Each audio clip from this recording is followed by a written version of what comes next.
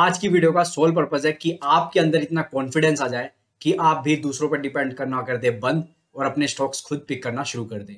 और ये आग लास्ट जो सीरीज चल रही है हमारी, जो 30 डेज की सीरीज थी, लास्ट के दिनों में मैं आपको स्टॉक पिक करने के सारे अपने जो मेरे फंडे हैं वो आपको बताने वाला हूँ। साथ में जो हमारी चेकलिस्ट है वो भी देने वाला हूँ। तो बिना टाइम गवाए करते शुरुआत वीडियो की।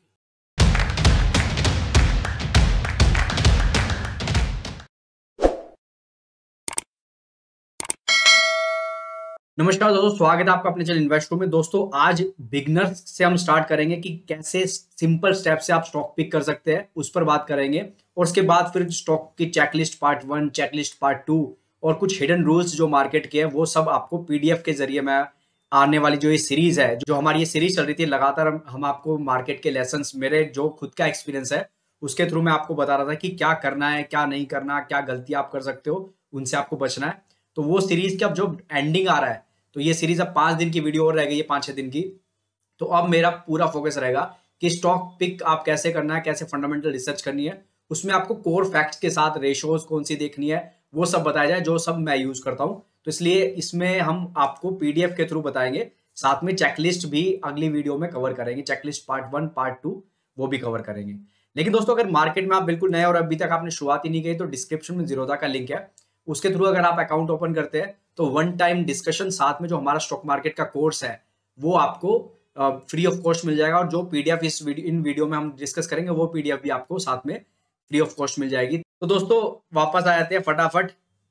तो हम बात कर रहे थे कि कौन से सिंपल तरीके हैं जिनसे आपको स्टॉक पिक करना है। स्टार्टिंग में बिगनर्स को ज्यादा कुछ पता नहीं होता, तो स्टेप बाय स्टेप हम चलेंगे और थोड़ा फिर धीरे धीरे चेकलिस्ट की तरफ अगली वीडियो में बढ़ेंगे। हमने डिफरेंट वीडियोस में इन सिंपल पॉइंट्स को कवर किया होगा, लेकिन अब एक बार पॉइंट टू पॉइंट देख लेते हैं कि डॉट्स आपके कनेक्ट हो जाए, सारी बातें आपको एक साथ पता चल जाए तो ज्यादा बेटर रहेगा। तो सबसे पहले जो आपको फर्स्ट स्टेप करना है उसमें 3 सिंपल बातों को आपको ख्याल रखना है। वो बातें क्या है? सबसे पहली बात कि जब भी आप स्टॉक पिक कर रहे हैं तो आप सबसे पहले देखिए कि जिस कंपनी को मैं पिक कर रहा हूं, जिसका स्टॉक मैं बाय करने की सोच रहा हूं, क्या इसका बिजनेस मुझे समझ में आता है कि नहीं, ये कंपनी पैसा कैसे बनाती है। जैसे रिलैक्सो की बात करोगे फॉर एग्जांपल, तो वो अपने स्लीपर बेच के या स्पार्क से शूज बेच के पैसा कमाती है। कोई इंश्योरेंस कंपनी होगी तो वो इंश्योरेंस प्रोडक्ट बेचती है। तो क्या आपको समझ में आता है कि ये कंपनी कैसे पैसा बना रही है? जैसे मेरा एग्जांपल लोगे तो मुझे केमिकल कंपनियां या फिर फार्मा कंपनियां बिल्कुल भी ज्यादा समझ नहीं आती, और कुछ प्रोडक्ट्स के तो नाम भी मैं ठीक से प्रोनाउंस नहीं कर पाता। तो मैं केमिकल स्टॉक से थोड़ा दूर रहता हूँ, क्योंकि उनके बिजनेस नहीं समझ सकता, तो स्टॉक से भी दूर रहता हूँ। बात आती है कि अगर आप उनके बिजनेस को समझ पा रहे हैं तो आपके फ्रेंड्स में, फैमिली में, रिलेटिव में कोई सर्विसेज को यूज कर रहा है कि नहीं, प्रोडक्ट्स को यूज कर रहा है कि नहीं। अगर हाँ, तो उनसे फीडबैक लो कि इस कंपनी के प्रोडक्ट्स कैसे है, इस कंपनी के सर्विस कैसे है। लेकिन जरूरी नहीं है कि कंपनी के प्रोडक्ट्स अच्छे हो तो कंपनी इन्वेस्टेबल है। इन्वेस्टेबल होने के लिए और भी चीजें आपको चेक करनी पड़ेगी उसमें। फिर आप ये देखो कि कंपनी आज तो एग्जिस्ट कर रही है, लेकिन आने वाले 5-10 साल में, 20 साल में ये कंपनी एग्जिस्ट करेगी कि नहीं। फॉर एग्जाम्पल अगर आप पिज्जा कंपनी को देखेंगे तो अपने कॉलेज डेज में आप पिज्जा खाते होंगे, अभी भी आप अपनी फैमिली के साथ पिज्जा आउटलेट्स पे जाते होंगे, पिज्जा खाते होंगे, और आने वाले 5-10 साल में भी ऐसा कोई कल्चर चेंज नहीं होने वाला। अभी भी क्यूएसआर का कंसेप्ट रहेगा और ज्यादा पॉपुलर होगा। वेस्टर्न कल्चर जितना हम अडॉप्ट कर रहे हैं, तो ये क्यूएसआर और ज्यादा बढ़िया आगे चल के बिजनेस ये ग्रो करेंगे। तो इसलिए ऐसी कंपनियां देखो जिनका 5-10 साल का व्यू आप देख सको कि ये कंपनियां एग्जिस्ट करेंगी। ठीक है, तो ये सिंपल चीज है, बिल्कुल सिंपल चीज है जो आपको देखनी है। इसके बाद नेक्स्ट स्टेप आता है कि बेसिक फंडामेंटल रेशो जो आपको देखनी चाहिए जब भी आप कभी कंपनी को पिक कर रहे हो। तो उसमें सबसे पहली रेशो आती है आरओसी। आपको देखना है रिटर्न ऑन कैपिटल एम्प्लॉयड, वो 15% से ज्यादा होना चाहिए। यानी कि जितना मैंने कैपिटल एम्प्लॉयड किया बिजनेस में, अपना खुद का पैसा, equity plus debt, equity plus debt जो मैं कैपिटल एम्प्लॉयड कर रहा हूं, वहां से मुझे कितना रिटर्न बन रहा है। EBIT divided by capital employed अगर आप करेंगे तो आपका रिटर्न ऑन कैपिटल एम्प्लॉयड आ जाएगा। तो आप ये देखिए कि कितना पैसा, कितना रिटर्न कंपनी जनरेट कर रही है। अगर कंपनी 15% भी रिटर्न नहीं जनरेट कर रही है तो फिर वो कंपनी उतनी बढ़िया नहीं है। तो ये एक सिंपल सा कंसेप्ट आप थंब रूल बना के रखिए कि कम से कम बेयर मिनिमम 15% से तो ऊपर return on capital employed company का होना चाहिए। इसके बाद दोस्तों सेल्स ग्रोथ देखिए कि लगातार कंसिस्टेंट बेसिस पे 10% से ऊपर का सेल्स ग्रोथ कंपनी कर रही हो, जिसको हम टॉप लाइन ग्रोथ भी कहते हैं। Operating profit margin, company business तो करे लेकिन मार्जिन ही 2%, 1% का है, तो फिर वो बिजनेस ज्यादा इंटरेस्टिंग नहीं है। तो एटलीस्ट 10% से ऊपर का ऑपरेटिंग प्रॉफिट मार्जिन हो। प्रॉफिट ग्रोथ, ठीक है, कंपनी की टॉप लाइन बढ़िया अच्छी चल रही है, मार्जिन भी मेंटेन कर रही है, लेकिन अदर बीच बीच में कुछ कंपनी में ऐसा हो रहा है कि नीचे बॉटम लाइन पे रेवेन्यू प्रॉफिट जनरेट नहीं हो पा रहा, अर्निंग नहीं आ पा रही, तो यहाँ पर नीचे बॉटम लाइन में अर्निंग भी रिफ्लेक्ट होनी चाहिए। तो 15% से ऊपर कंसिस्टेंट अर्निंग होनी चाहिए कंपनी की। यहाँ पर अगर कोई कंपनी अभी 10-12% भी करे तो भी थोड़ा सा उसको आप सेफर साइड रख के चल सकते हो, लेकिन बेटर रहेगा कि अगर 15% से ऊपर ग्रोथ हो तो उससे अच्छी बात नहीं है। फिर कंपनी लगातार फ्री कैश फ्लो जनरेट कर रही हो, यानी कि कंपनी को ज्यादा डेट लेने की जरूरत ना पड़े, जितना भी कैपेक्स पे खर्चा होना है, जितना भी रूटीन बिजनेस एक्टिविटीज पे खर्चा होना है, वो उसके लिए कंपनी के पास सफिशिएंट कैश है, उसके बाद भी कैश बचता है। जो कैश बचता है उसको फ्री कैश फ्लो कहते हैं। तो कंपनी को अगर फ्री कैश फ्लो लगातार आ रहा है तो ज्यादा डेट लेना नहीं पड़ेगा। फिर पीटर लिंच की जो बात मैंने पहले भी आपको बोला है कि अगर आप लो डेट कंपनी या डेट फ्री कंपनी ढूंढते हैं तो वो बैंकरप्ट नहीं होगी। अभी भी यूएस में जितनी कंपनियां बैंकरप्ट हो रही है, सबसे बड़ा रीजन उनमें डेट का है कि डेट इतना हो गया कि संभाल नहीं पा रहे हैं, तो वहां पर कंपनियां बैंकरप्ट होती दिख रही है। तो डेट फ्री कंपनियों में बैंकरप्सी आने का कोई रिस्क है ही नहीं। ठीक है, तो ये हमने सेकंड स्टेप किया। थर्ड स्टेप आ जाता है, जब आपने फर्स्ट स्टेप और सेकंड स्टेप कर लिया तो अब थोड़ा सा बेसिक चीजें क्या क्या आपको बिजनेस मॉडल में देखना है, कौन कौन से फंडामेंटल्स बेसिक चीजें आपको देखनी है कंपनी की। क्योंकि जो चेकलिस्ट की हम बात करेंगे, एग्जैक्ट पी कितना होना चाहिए, मार्केट कैप कितने से ऊपर आप देखोगे कंफर्टेबल रहोगे, रिटर्न ऑन कैपिटल एम्प्लॉयड, ये सब हम चेकलिस्ट में बात करेंगे। अभी हम बात कर लेते हैं जो बेसिक चीजें हैं जो आपको देखनी है कंपनियों में।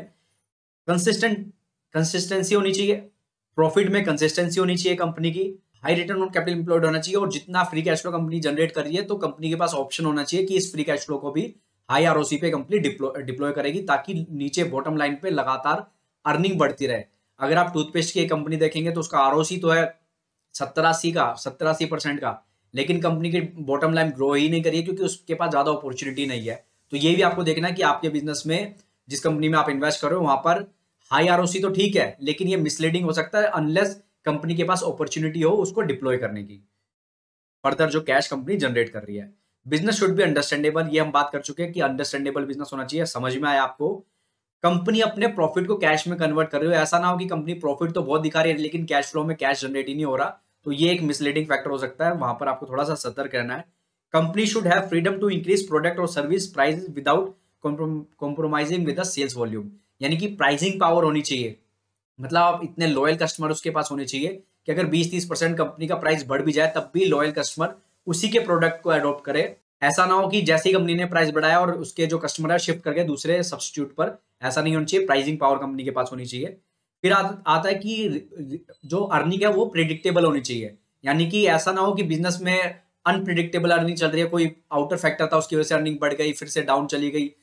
तो प्रिडिक्टेबल होना चाहिए कि ये कंपनी लगातार अच्छी खासी अर्निंग करती रहेगी, और इसीलिए आप देखोगे हाई पी स्टॉक्स में जहां पर प्रिडिक्टेबिलिटी काफी ज्यादा होती है उनको प्रीमियम पे वैल्यू किया जाता है, यानी कि हाई प्रीमियम पे कंपनियां ट्रेड करती है जस्ट बिकॉज उनकी अर्निंग प्रिडिक्टेबल है। ऑनेस्ट मैनेजमेंट, यानी कि मैनेजमेंट ईमानदार होनी चाहिए, इसके लिए हम अलग से वीडियो बना चुके हैं अपनी इसी सीरीज में, जो सितंबर सीरीज हम लर्निंग लेसन आपके लिए बनाए हैं कि कैसे पता करें कि प्रमोटर चोर है कि नहीं, तो वो आप देख लीजिएगा, वीडियो अवेलेबल चैनल पे। लेस रेगुलेशन और गवर्नमेंट कंप्लायंस, गवर्नमेंट कंप्लायंस बहुत कम होनी चाहिए। आप देखो अल्कोहल कंपनियों को कभी कोई स्टेट रिस्ट्रिक्शन लगा देता है, कभी गवर्नमेंट का रिस्ट्रिक्शन लग जाता है, कभी टैक्सेशन का इशू आ जाता है। तो ये अगर लगातार बिजनेस में गवर्नमेंट के कंप्लायंस या गवर्नमेंट की रिस्ट्रिक्शन आती रहेगी तो दिक्कत में रहेगा बिजनेस। अभी एक पावर एक्सचेंज भी जो रिस्ट्रिक्शन गवर्नमेंट की लग रही है उसके चलते दिक्कत में आ रहा है, तो वो भी एक लाइव एग्जाम्पल है आपके लिए। Look for asset light business और little capital required to generate more profit, ऐसे बिजनेस को देखो जहां पर जो असेट लाइट है, ज्यादा बिजनेस से रिटर्न जनरेट करने के लिए उनको ज्यादा कैपिटल की जरूरत नहीं पड़ती। कैपिटल इंटेंसिव इंडस्ट्री जैसे एयरलाइन इंडस्ट्री है उससे आपको दूर रहना चाहिए, ठीक है। और साथ में थोड़ा कैपिटल लगा के ज्यादा प्रॉफिट जनरेट कर पाए तो मतलब ऑपरेटिंग लीवरेज बहुत हाई होना चाहिए कंपनी में, इस बात को भी आपको कंसिडर करना जब आप स्टॉक पिक कर रहे हो।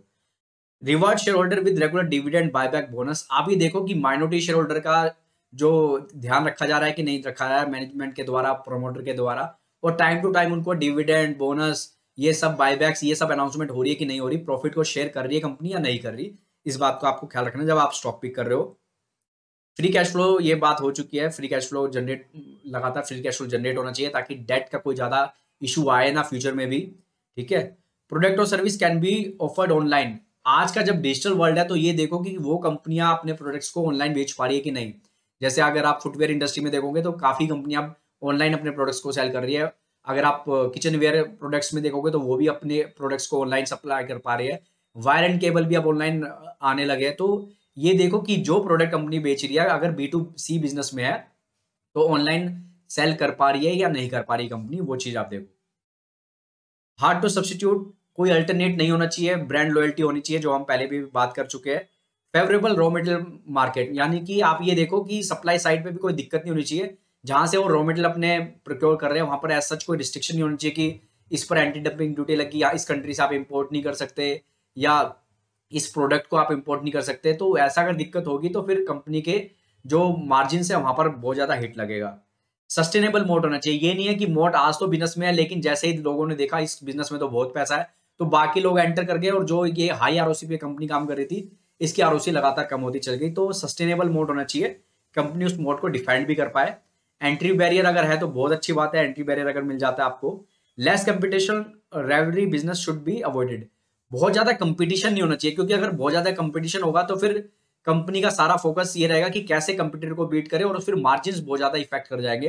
तो जितना कम कंपटीशन उतना अच्छा है, ये भी आपको एक पॉइंट कंसिडर करके चलना है।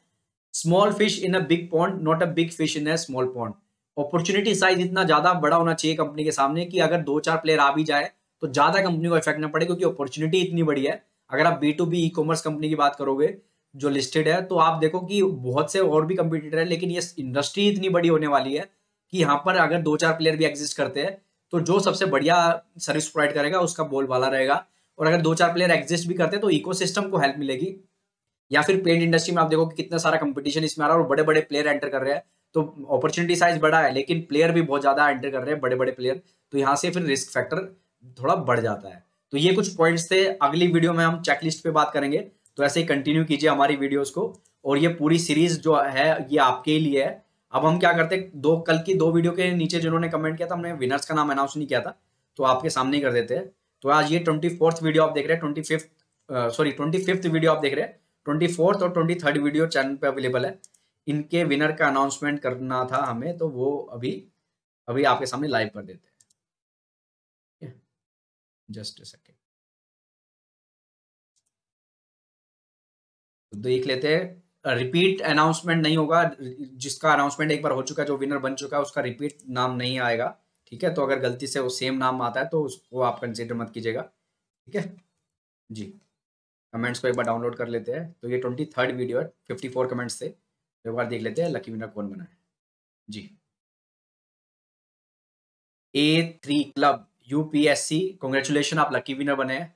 अब देख लेते हैं जो इससे पहले की वीडियो थी, 24th वीडियो थी, उसका लकी विनर कौन बना है। तो जो अभी A3 क्लब जी, आप डिस्क्रिप्शन में व्हाट्सएप नंबर है, व्हाट्सएप कर दीजिए ताकि आप गिफ्ट क्लेम कर सके। अब कल की वीडियो के नीचे भी देख लेते हैं जी।